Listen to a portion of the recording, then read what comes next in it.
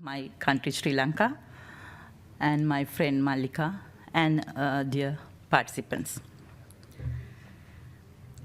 I think, as you all know, we are here today to agree on the key national evaluation capacity priorities which should be reflected in the Bangkok Declaration, especially Asia-Pacific region. The Bangkok Declaration focuses on the priorities that are important for Asia-Pacific countries to strengthen their national evaluation capacities.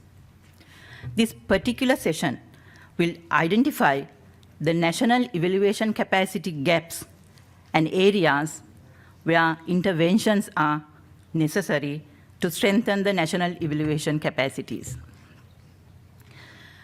The objective of this session is to strengthen the monitoring and evaluation systems at country level so that the SDGs and other intervention programs can be efficiently and effectively monitored and evaluated. This session should identify the methodology and approach for evaluating the SDGs and evaluating the intervention programs that contributing to achieve the SDGs. These SDGs need to be localized and contextualized according to the need of the particular country.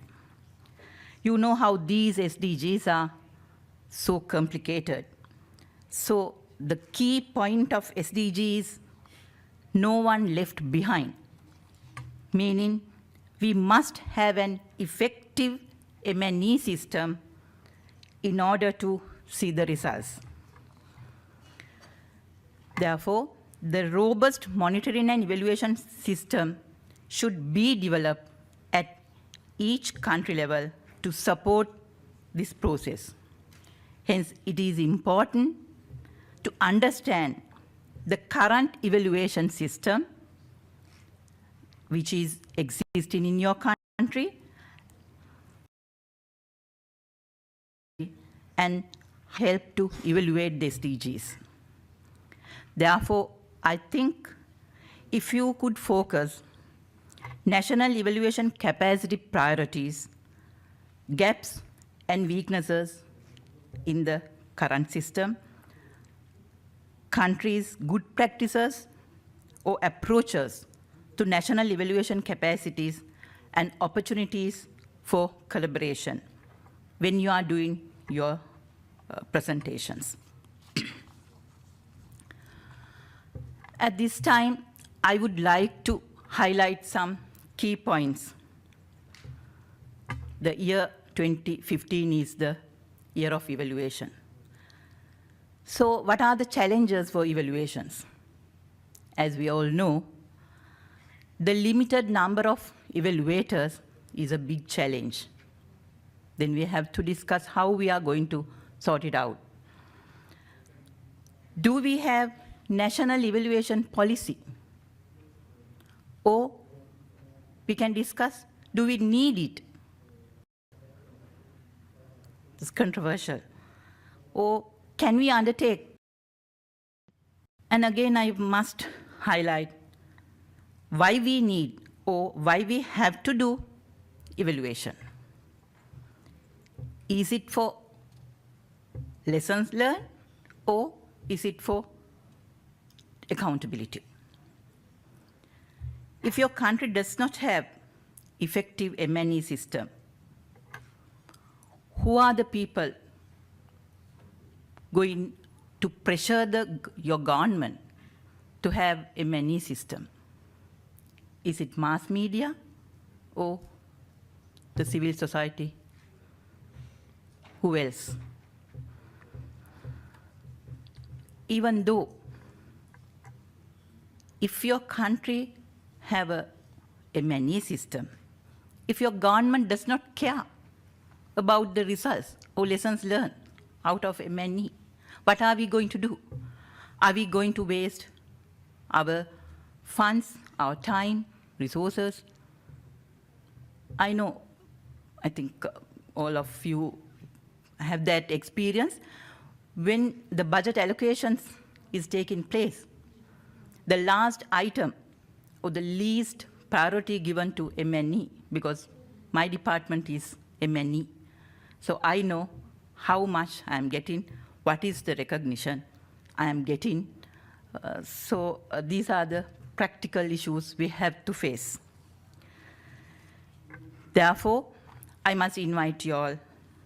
We have to document these priorities, how we are going to do evaluations, especially with regard to these complicated SDGs.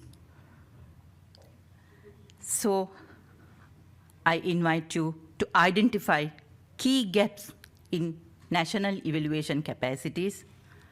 At the same time, what is the good practices we are going to adopt in this documentation. Thank you very much.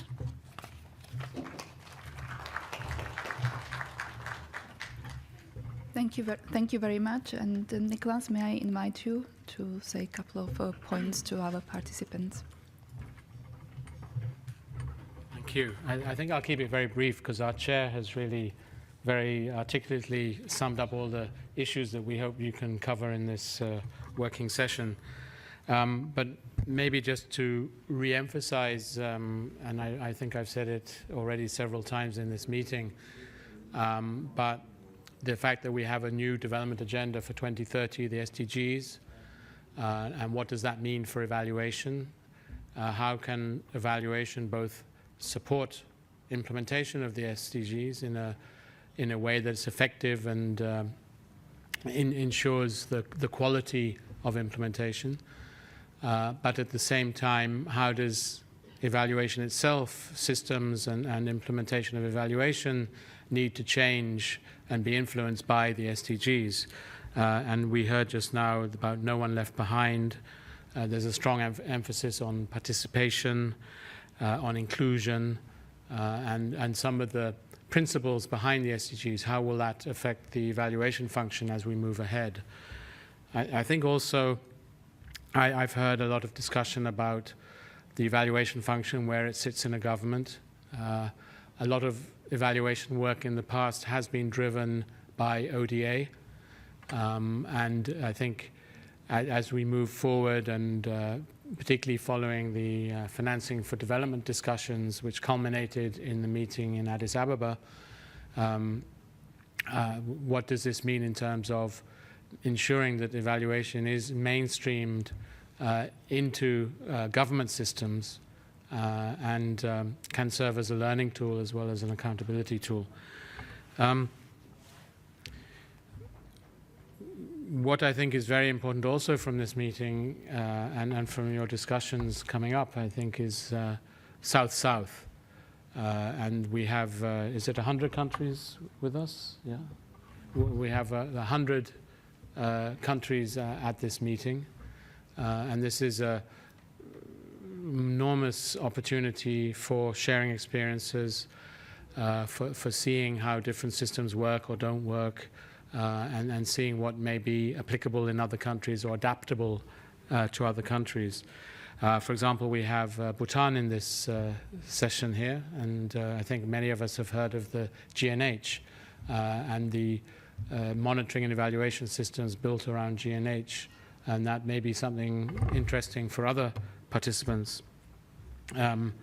So I think the diversity we see in this room from all over different countries from Asia and the Pacific is a strength, and I hope you can all learn from each other.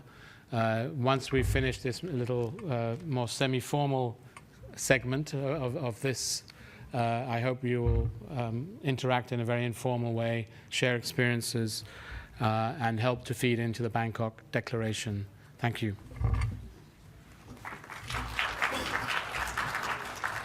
Okay. Thank you. Thank you very much. And without further ado, I would really like now us to move into that more informal, interactive part of this session. So in the next 50 minutes. We would like you to discuss in your groups around the table, which we constructed as an informal discussion groups. Some of the points that were put on the table by our two chairs. Namely, I would like you to reflect in your respective groups on some of the gaps that you see in your respective countries, in your respective systems, in terms of the national evaluation capacity for you to network, to exchange ideas, to come up with the new ideas perhaps, and also come up with potentially new ways or new partnerships, if that's what your group comes up with, or if that's what transpires through the discussions. So at the end of that 50 minutes, we would like each table to come up with 3 to 4 areas for potential cooperation in the region or among your countries related to national evaluation capacities, either in the framework of the Sustainable Development Goals or more broadly, or in other areas as well. So in terms of the organization of the session, each group is expected to have a chairperson, which we pre-appointed before this meeting, and then we would kindly ask you to appoint one rapporteur. And since this is going to be a word cafe format, the idea is that after the 50 minutes, the rapporteur will still stay behind at the desk and brief all the other groups on the key points of the discussions and what has transpired. We have colleagues in each group that will help you to navigate through the session, and I will be helping through the session as well. Yeah? So now for the next 50 minutes or so, and I will help you to keep the time. These are some of the questions and points that we put on the table, and we would look stock of them yourself and create one more table, either perhaps here in the front, if I can.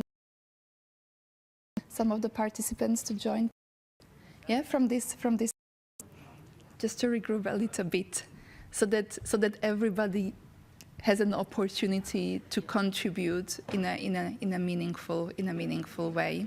Yeah. Okay. So with this, please go ahead. I have helpers at each table to lead into the discussion. Yeah? Thank you.